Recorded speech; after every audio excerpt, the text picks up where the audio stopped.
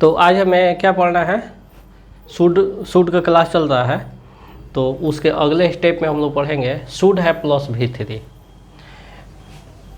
Study of should have plus V3 का अर्थ होता है चाहिए था। क्या होता है? चाहिए था।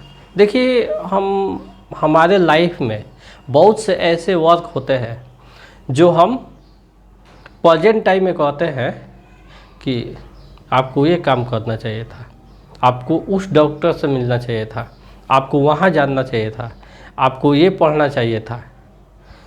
लेकिन यह समय बीत चुका होता है और हम बात प्रेजेंट में करते हैं बीते हुए समय का, यानी पास्ट टाइम का। तो शुड हैव प्लस V3 से पास्ट टाइम के स्थिति के वर्क के बारे में बोध होता है। आइए देखते हैं। इससे यह पता चलता है कि कोई कार्य पास्ट टाइम में होना चाहिए था लेकिन नहीं हुआ। पास्ट टाइम में उस कार्य को पूरा हो जाना चाहिए था लेकिन किसी कारणवश वह नहीं हो पाया। एग्जाम्पल्स में देखेंगे हम लोग।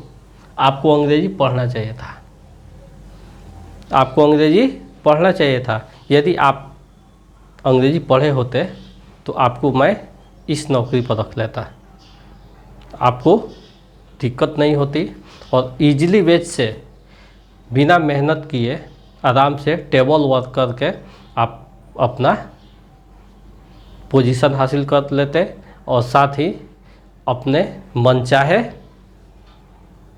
इनकम तक पहुंच जाते। तो हम देख सकते हैं, मुझे कंप्यूटर सीखना चाहिए था। इन सेंटेंसेस को पढ़ने से क्या पता चला कि पास्ट टाइम में हमें वैसा करना चाहिए था और हम बात कर रहे हैं प्रेजेंट टाइम की, हमने वैसा नहीं किया। तो देखते हैं, आपको अंग्रेजी सीखना चाहिए था। इसको बनाने के लिए हम लोग क्या करेंगे, रूल्स में subject should have plus V3 plus other words. तो बनेगा you should have read English, read read read. तो you should have read English, आपको अंग्रेजी पढ़ना चाहिए था। मुझे कंप्यूटर सीखना चाहिए था, सब्जेक्ट आई है, I should have learned the computer. Learn का third form learned. I should have learned the computer. आविष्कार के नाम के पहले हम लोग आर्टिकल द का यूज करते हैं, इसलिए द कंप्यूटर लगेगा। क्लियर? इसके बाद है राजेश को मुंबई जाना चाहिए था। मुंबई में एक अच्छी कंपनी है और वहाँ राजेश गया होता तो उसको अच्छा जॉब मिला होता, लेकिन नॉलेज उसके पास जितना है उस हिसाब से यहाँ पर उसको इनकम नहीं हो पाई और धीरे धीरे उसका टाइमिंग भी, समय भी ख़त्म हो गया। इसलिए राय दिया जाता है कि राजेश को मुंबई जाना चाहिए था। Rajesh should have gone to Mumbai, Rajesh should have gone to Mumbai. यानी भाग का तीसरा रूप गो, वेंट, गॉन। ये थोड़ा हम लोग ध्यान देना पड़ेगा कि जितना इसमें लगेगा सब V3 लगेगा, भाग का तीसरा फॉर्म। हमें उससे मिलना चाहिए था, हमें उससे मिलना चाहिए था। We should have met her या met him, meet met met.